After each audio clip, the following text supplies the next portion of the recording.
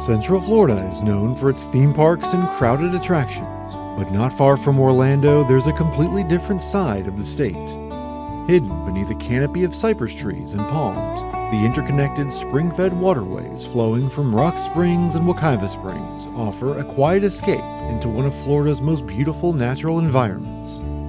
On this adventure, we're heading out on a scenic paddle along Rock Springs Run. This roughly 9-mile one-way journey begins at Kings Landing, near the headwaters of Rock Springs, and follows the gentle current through shaded forests, swampy marshes, and untouched wilderness, before joining the Wekiva River just downstream from Wekiva Springs. After a long day of paddling, we'll take a shuttle bus back to our starting point. Join us as we kayak one of Central Florida's most popular river routes.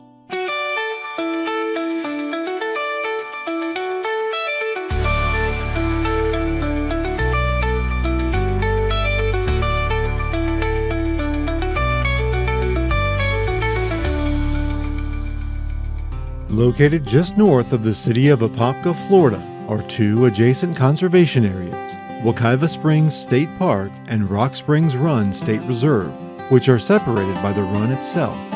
There are several ways to experience this unique spring-fed landscape, depending on the kind of trip you are looking for. Within Wekiva Springs State Park, visitors can swim in the spring, hike trails, launch kayaks, or camp overnight.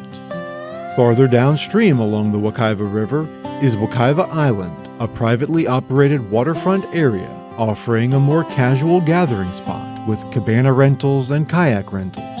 At the northern end of the system, Kelly Park provides public access to Rock Springs, where visitors can float downstream through the crystal clear spring run in inflatable tubes. You can bring your own tube or rent one from a shop nearby.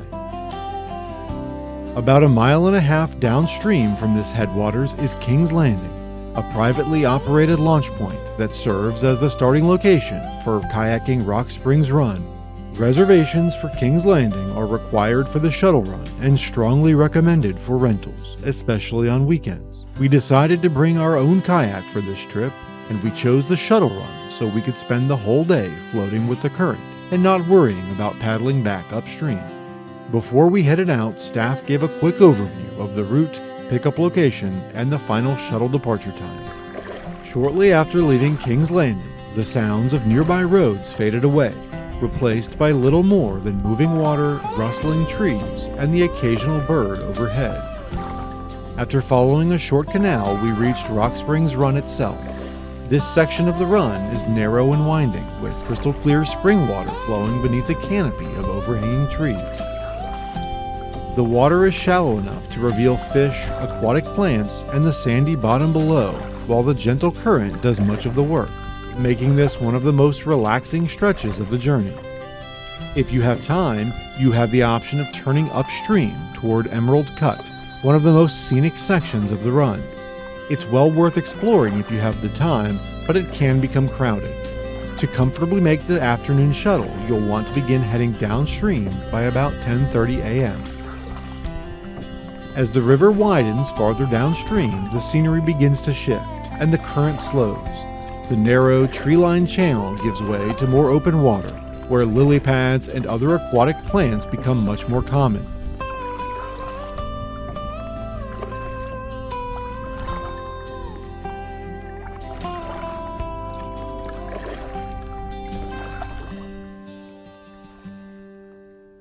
At times, the vegetation was thick enough that we had to paddle hard just to keep moving. Wildlife sightings are common along this route.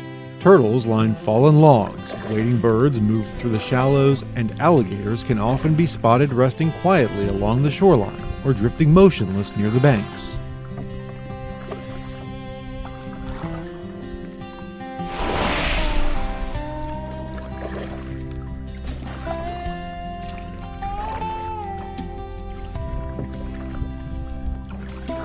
Roughly halfway through the journey, several primitive river camps appeared along the shoreline. They're easy to miss if you're not careful. We stopped at the first one, Big Buck Camp, to take a short break and stretch our legs.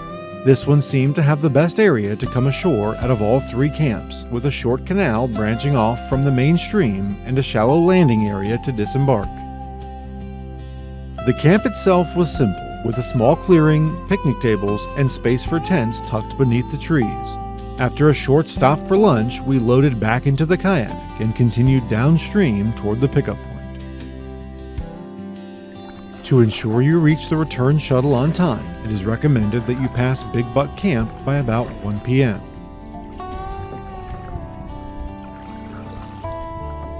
After passing the camps, the channel narrowed and the current picked up.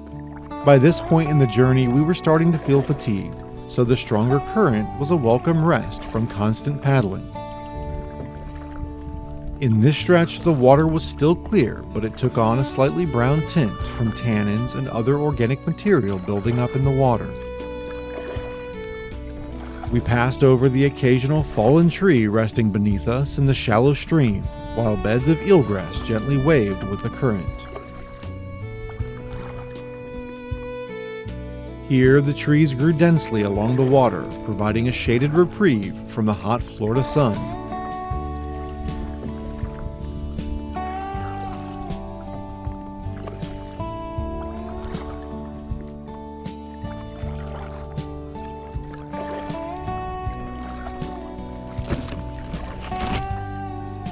Soon, the canopy opened up again, and the narrow stream began meandering through a wide open marsh area as we neared the end of the run.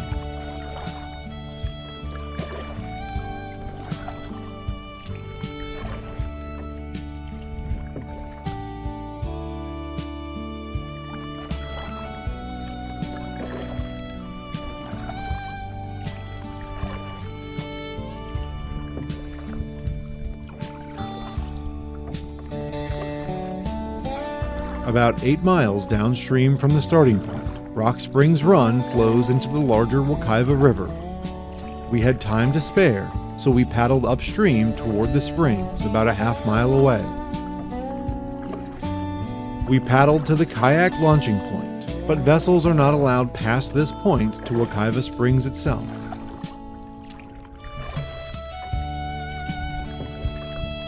We turned back and continued downstream, passing where we had entered from Rock Springs Run. Shortly thereafter, we passed under an old, unfinished bridge and made it to Wekiva Island.